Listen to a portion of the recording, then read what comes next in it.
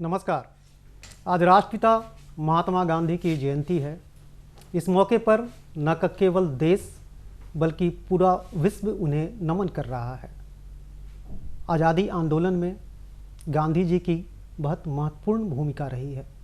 उस कालखंड में उन्होंने पूरे देश में भ्रमण किया और लोगों को संगठित कर आज़ादी आंदोलन को नई दिशा दी। इस दौरान वे मुजफ्फरपुर भी आए और यहाँ आकर लोगों को संगठित किया और आज़ादी आंदोलन की एक रूपरेखा तैयार की। गांधी जी को और मुजफ्फरपुर से उनके जुड़ाव को समग्रता से बताने के लिए आज हमारे साथ है गांधी शांति प्रतिष्ठान के मुजफ्फरपुर इकाई के अध्यक्ष व बिहार विश्वविद्यालय के पूर्व सीनेटर प्रोफेसर अरुण कुमार सिंह और गांधी जी के करीबी रहे गांधीवादी ध्वजा प्रसाद साहू के परिवार के समाजसेवी संजीव साहू जी। दोनों का बहुत बहुत स्वागत। तो सबसे पहले अरुण कुमार सिंह जी, गांधी जी का मुजफ्फरपुर से क्या जुड़ाव रहा और मुजफ्फरपुर गांधी जी कब आए?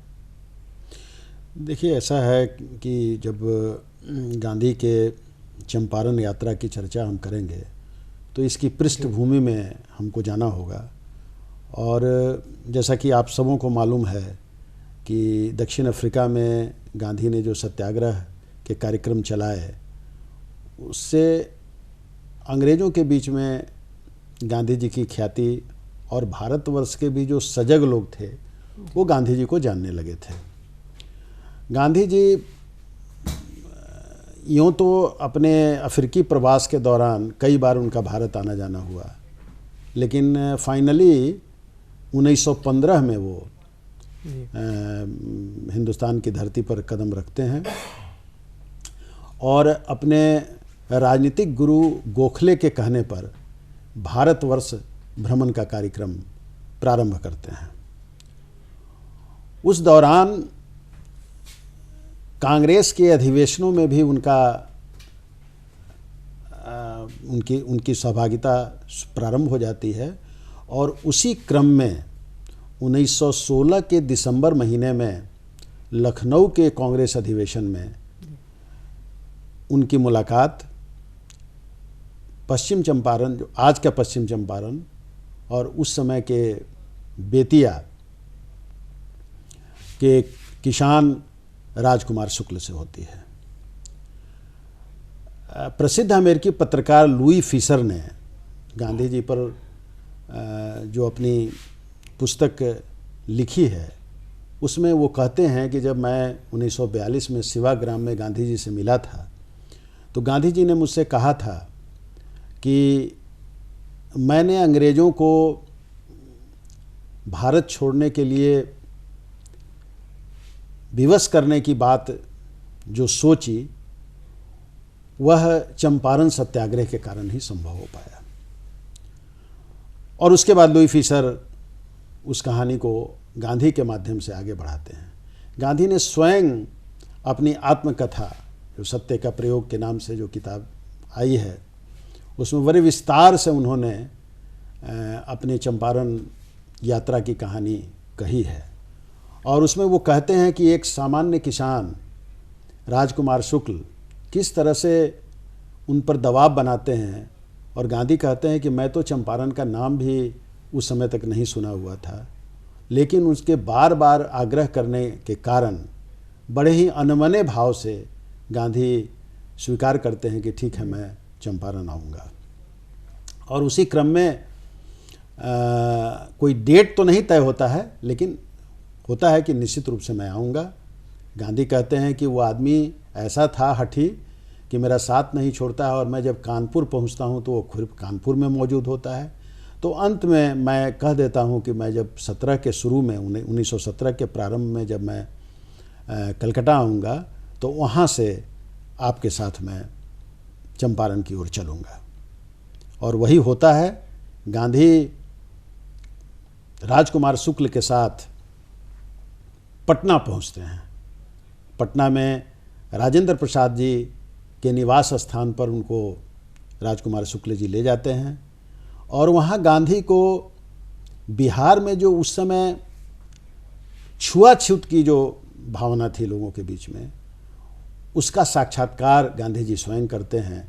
जब राजेंद्र प्रसाद के नहीं रहने के, शायद राजेंद्र प्रसाद जी उस समय पूरी प्रवास में थे, तो राजेंद्र प्रसाद जी के नहीं रहने के कारण उनका नौकर उनको टॉयलेट भी इस्तेमाल करने की इजाज़त नहीं देता है। वो कहता है कि जो बाहर वाला टॉयलेट है उसमें उसका इस्तेमाल करें, और घर के अंदर प्रवेश तो बिल्कुल वर्जित कर देता है, और एक बाहर में जो चौकी बिछी है उस पर गांधी को विश्राम करना पड़ता है। बाद में गांधी अपने पुराने दोस्त मौलाना मजहरुल हक के यहाँ सूचना भिजवाते हैं। मजहरुल हक साहब आते हैं और उनको चाहते हैं कि वो उनके घर पर चलें, लेकिन ऐसा गांधी जी इनकार कर देते हैं कि मैं तो चंपारण की यात्रा पर हूँ।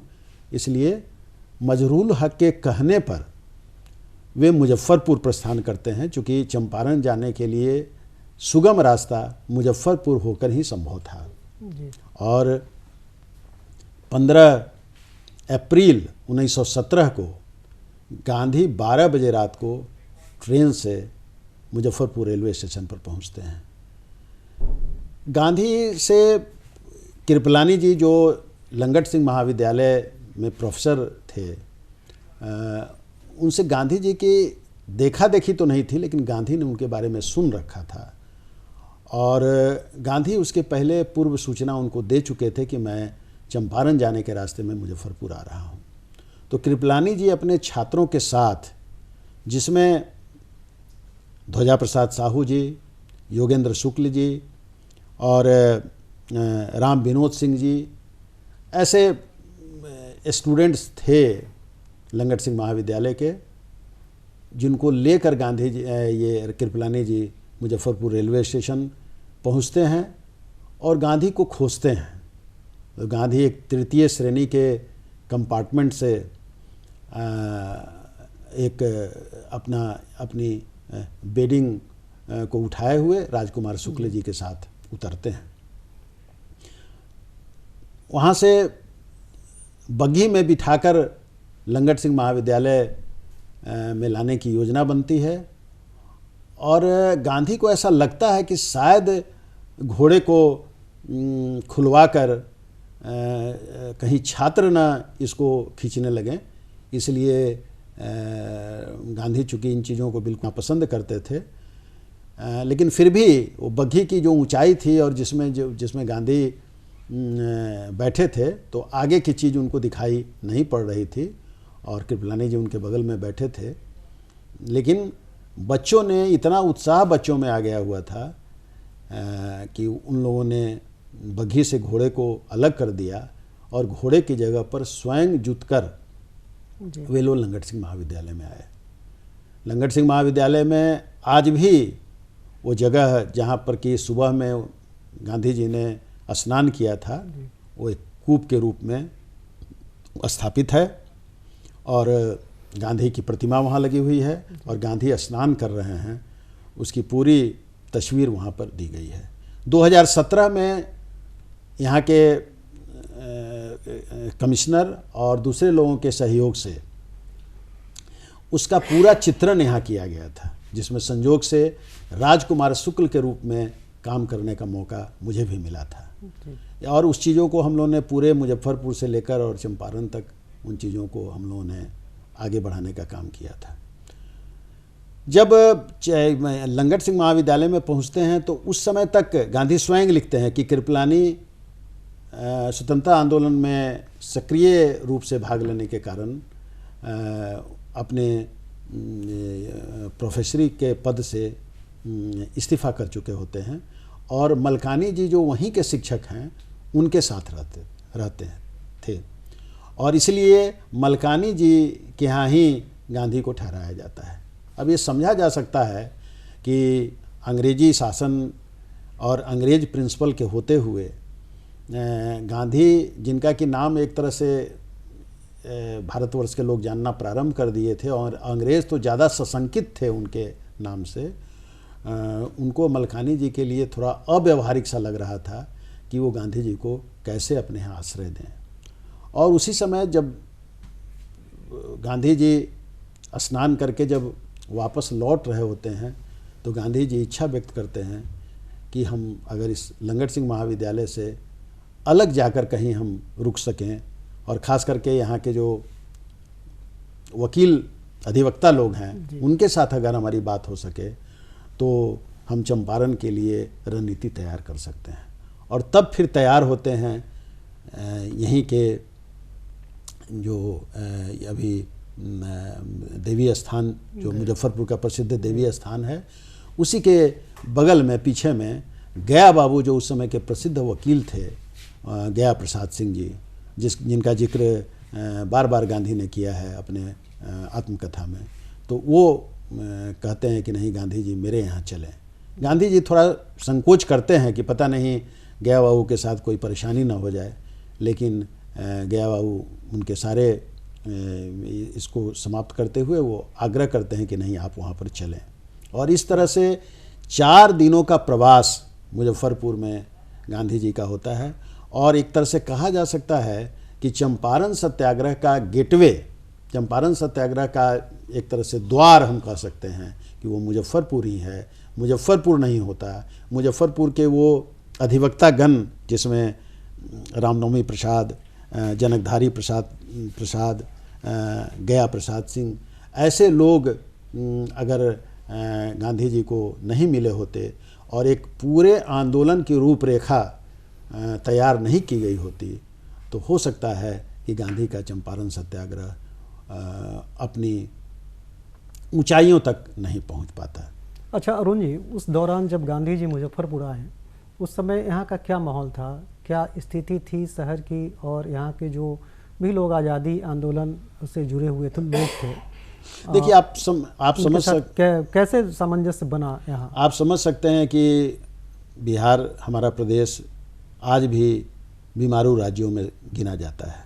हालांकि हम लोग विकास के रास्ते पर राज्य प्रदेश बढ़ रहा है, लेकिन फिर भी कई कमियां हम लोगों के यहाँ हैं। तो आप अंदाज़ा लगा सकते हैं कि उस समय और भी स्थिति बिहार की, हमारे प्रदेश की भयावह रही होगी। शिक्षण संस्थाएं बहुत कम थीं, पढ़ाई लिखाई का कोई माहौल नहीं था, और जो सामाजिक कुरीतियाँ थीं वह भी एक तरह से जकड़े हुए था समाज को, जिसमें छुआछूत था, जिसमें विधवा होने पर उनको सती कर देने की प्रथा थी।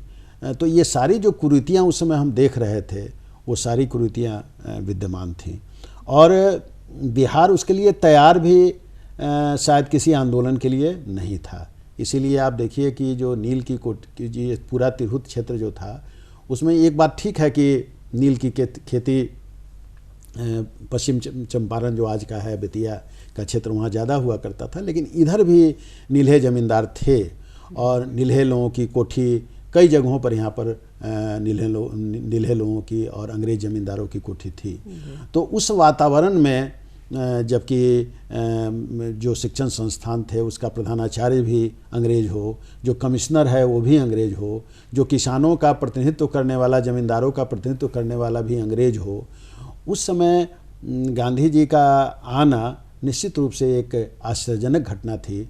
और वो भी आप समझ रहे हैं कि 1917 की ये बात है, जिस समय आज़ादी की कोई कल्पना भी कांग्रेस के अंदर भी कोई आज़ादी की कल्पना उस समय, अगर आप देखें कांग्रेस के रिजोल्यूशंस को तो आपको लगेगा कि कोई भी आदमी आज़ादी की बात नहीं सोचता था। वे लोग कुछ रियायत चाहते थे कि एक स्वशासन भारतीयों को करने का मौका मिले, इसके लिए कुछ चर्चाएं होती रहती थीं, लेकिन ऐसा कुछ लोगों के दिमाग में नहीं था कि हम सचमुच में आज़ाद भी हो जाएंगे। तो गांधी स्वयं कहते हैं इस बात को, लुई फिशर ने कहा कि गांधी ने स्वयं कहा इस बात को कि चंपारण का जो आंदोलन है, चंपारण का जो चंपारण में गांधी जाते हैं और जिस तरह से वहाँ बातें आगे बढ़ती हैं, उसने गांधी को ये सोचने पर विवश कर दिया, या गांधी में एक आत्मबल आ गया कि नहीं, हम लोग अंग्रेज़ों को बाहर निकाल सकते हैं, अंग्रेज़ों से आज़ादी ले सकते हैं। जी नहीं, गांधी जी मुजफ्फरपुर में आए और यहाँ 4 दिन रुके, और उस पर भी हम आपसे जानेंगे। संजीव साहू जी, आप तो गांधीवादी ध्वजा प्रसाद साहू जी के परिवार के हैं, और ऐसा इतिहास में वर्णित है कि ध्वजा प्रसाद साहू पहले क्रांतिकारी थे, तो उनका जीवन कैसा रहा, वह शुरुआत उन्होंने कैसे की और गांधी जी के संपर्क में कैसे आए, ज़रा बताएं। ध्वजा प्रसाद साहू एक गांव के औराई प्रखंड के रहने वाले थे और बहुत ही गरीब परिवार के थे। उनके पिताजी की मृत्यु होती है सांप काटने से जी। और मुश्किल से 1 बीघा ज़मीन भी नहीं था, लेकिन पढ़ने में काफ़ी अच्छे थे और स्कॉलरशिप लेकर के मुजफ्फरपुर आए यहाँ। तो उसी बीच में 1908 में खुदीराम बोस को फांसी होती है, जिसका प्रभाव बहुत पड़ता है और इन पर विशेष रूप से पड़ जाता है कि मैं भी अब क्रांतिकारी बनूंगा, मैं भी 4-5 साल छोटा हूँ उनसे, तो मैं भी कुछ करूँगा देश के लिए। तो ये प्रभाव उन पर पड़ता है। GBB कॉलेज जो वर्तमान में LS कॉलेज है, वहाँ जब वो 1914-15 में पढ़ने जाते हैं तो अपने साथियों के साथ मिल करके, जिनमें उनके गुरु थे कृपलानी जी, वो प्रेरित करते हैं। इन लोगों ने एक टीम बनाया कि हम मुजफ्फरपुर में क्रांतिकारी पार्टी बनाएंगे, जिसको बंगाल के क्रांतिकारी पार्टी अनुशीलन समिति से जोड़ा गया। इसमें ध्वजा बाबू, राम विनोद सिंह थे मलखा चक के वो, और जोगेंद्र शुक्ल, ये 3 प्रमुख थे। इन लोगों ने मिलकर एक पार्टी का बनाया जिसका नाम ही रखा क्रांतिकारी पार्टी। और बंगाल के क्रांतिकारियों को बुला करके यहाँ ट्रेनिंग का काम शुरू करवा दिए। गोली बंदूक जमा शुरू हो गया 1915-16 में। 17 में गांधी जी आए। गांधी जी को के रिसीव करने में 1917 में जब गांधी जी आए तो उनके जीवन में उनके आने से बदलाव हुआ। 17 में बदलाव नहीं आया। अच्छा। 17 में कृपलानी जी के साथ गए जी। ये लोग छात्र के रूप में, और जैसा अरुण बाबू ने कहा कि छात्रों ने कंधे से खींचते हुए घोड़े की जगह पर गांधी जी को लाया। लेकिन गांधीवादी होने से पहले का समय था वो जी। 17 में गांधी जी आए हैं, बैठे हैं, इन लोगों से बात हुई है तो इन लोगों ने पूछा है, कृपलानी जी भी पूछे हैं कि अभी तक जो भी दुनिया में क्रांति हुई है वो तो हिंसक क्रांति हुई है, आप कहते हैं अहिंसक क्रांति, तो हम लोग को कैसे विश्वास बनेगा? हम तो हिंसक क्रांति जानते हैं, चूँकि ये गरम दल से जुड़े हुए थे। तो गांधी जी ने कहा कि नहीं, यही इतिहास बनेगा। तो 17 में हुए, साथ में चंपारण भी गए, सब हुआ, लेकिन 19 में जाके ये गांधीवादी बने। 5 साल करीब कंप्लीट गरम दल में है, जिसमें गोली बंदूक चलाना, मारना, मरना, इसके लिए तैयार रहते थे जी। और पहली खादी की संस्था 1919 में बनी छपरा के मलखा चौक में, जिसका नाम रखा गया गांधी कुटीर। गांधी कुटीर नाम का संस्था पहला बनाया ध्वजाबाबू ने और राम विनोद सिंह ने, इन दोनों ने मिलकर तो गांधीवादी बने। 17 में गांधी जी आए तो उस समय ध्वजा बाबू बग्घी खींच कर लाए LS कॉलेज। उसके बाद से उनके जीवन में बदलाव आना पूरी तरह बदलाव नहीं कर सकते हैं, लेकिन फिर भी गांधी जी के संपर्क में आने के बाद, जैसे गरम दल में थे तो थोड़ा सा वहाँ से थोड़ा विचारों में बदलाव माना जा सकता है। और 1919 में वो पूरी तरह गांधी जी के संपर्क में आकर खुद को बदला। पहली खादी की संस्था बिहार की बन गई। तो उसके बाद क्या उनके जीवन में जो बदलाव आया, तो मुजफ्फरपुर में क्या कुछ हुआ, ध्वजा बाबू का क्या योगदान के रूप में देखा जा सकता है? उसके बाद जब गांधीवादी बन गए, खादी से जुड़ गए, ग्राम उद्योग से जुड़ गए और गांधी से जुड़ गए, तो इस तरह से रच बस गया उनमें गांधी कि बिल्कुल गांधी का एक एक सूत्र उन अपने पर उतारना शुरू कर दिए। और चाहे जब भी कांग्रेस होता था, कांग्रेस हुआ करता था 1924 में बेलगांव कांग्रेस हुआ, जहाँ गांधी जी सभापति थे, उसमें भी शामिल हुए और उनके साथ जनकधारी बाबू गए यहाँ मुजफ्फरपुर से, तो 2 लोग बेलगांव कांग्रेस में शामिल हुए थे 1924 में। तो गांधी जी के हर एक कार्यक्रम में उनके साथ रहे और उनके साथ ही रह गए फिर वो। और बिहार में जो खादी और ग्रामोद्योग के विकास में, अनाथालय के बच्चों को पढ़ाने के लिए, प्राकृतिक चिकित्सा में, सभी से उनका जो गांधी जी का एक एक चीज़ था उसको आत्मसात करके बढ़ाने उनके योगदान पर हम बात करेंगे। अरुण बाबू, दरअसल आपने बताया अभी कि गांधी जी यहाँ 4 दिनों तक रुके और एक तरह से देखा जाए तो चंपारण में जो आंदोलन हुआ, नील के किसानों का जो आंदोलन था, उसकी पृष्ठभूमि यही तैयार हुई मुजफ्फरपुर में। तो 4 दिनों के प्रवास के दौरान, गांधी जी के प्रवास के दौरान मुजफ्फरपुर में कैसे लोग संगठित हुए, कैसे प्लानिंग हुई, क्या स्थिति थी उस समय की, कैसे कैसे तैयार हुई पूरी रूपरेखा? देखिए, ऐसा है कि गांधी जी इस बात को समझ रहे थे कि बिहार का समाज जो है वह छुआछूत से प्रेरित है, और जिन किसानों के लिए गांधी जी वहाँ जा रहे थे, उनसे जो लोग मुजफ्फरपुर में जो वकील अधिवक्तागण उनसे मिल रहे थे, उनका संबंध एक वकील और मुवक्किल का था।